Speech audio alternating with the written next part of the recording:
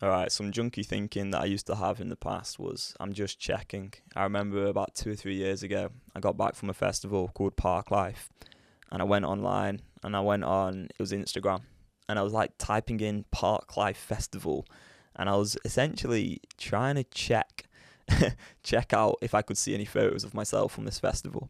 But that was bullshit. I was not trying to actually see if I was in any of these photos. All I really wanted to do back then, 2 or 3 years ago, and it's so like kind of creepy looking back on, but essentially I was just trying to look for any like girls who were wearing pretty revealing clothing. Yeah, that is what I was doing, and I see this quite often amongst people trying to quit porn. Is that they come up with this excuse that they're just checking something, but let's look at this in a different way. Imagine you are trying to overcome a food addiction, and then you went out and you ordered some really, really unhealthy food and a lot of food, and you're like, I'm just checking out this new menu. Maybe McDonald's have a new burger, so I'm just going to check it out. It's just such clear, junky thinking. Or maybe your friend had some like cocaine from a new dealer, and you're a drug addict, and you're like, well, I just need to check out this new cocaine. Or maybe it's you're an alcoholic and your friends, again, I don't know why there's always like friends around here, but anyway, imagine you go to a bar and your friend's like, this pint of beer is so good, it's really new, and you're like, yeah, I might check out that pint of beer and order yourself a pint.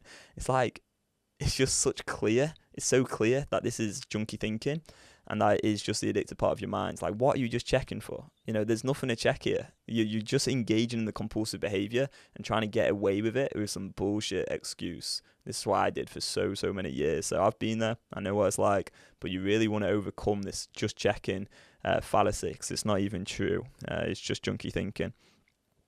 Okay, so what's the truth? The truth is you want to watch porn. Okay, we get it. You're here because your brain, part of your brain is addicted. Doesn't mean you have to identify as like a porn addict. Doesn't mean that you're stuck in this forever. It just means that the wiring of your brain right now is addicted to porn, and you're going to want porn.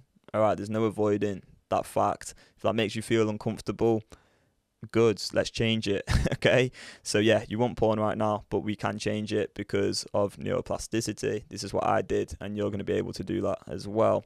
So you can want porn, you can look at porn, but there is going to be consequences. What we can't have is porn without consequences. What we can have is porn, so we can go ahead and do this and look at pornography and go ahead because we want it, because that's the truth, and you can look at it.